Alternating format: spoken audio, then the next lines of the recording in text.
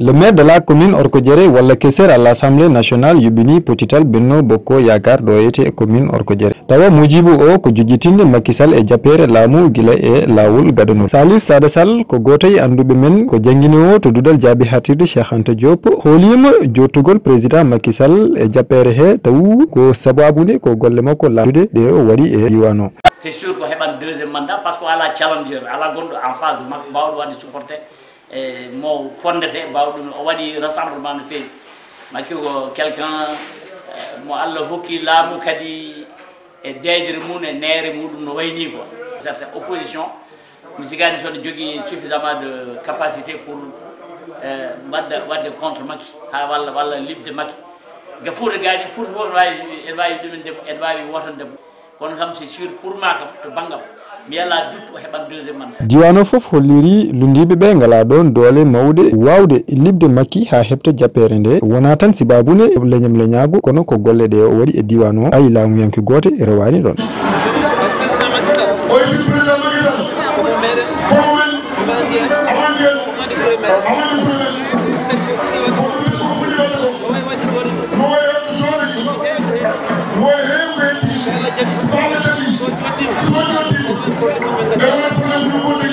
Lefol laamu so yalti woto dokken jeyɗo kono dokken bawɗo jogade ganduɗo laameteɓe ɓe ko yimɓe te kadi neɗɗo foti ko teddinede. Matam Amadou Won, radio télévision Fulbe.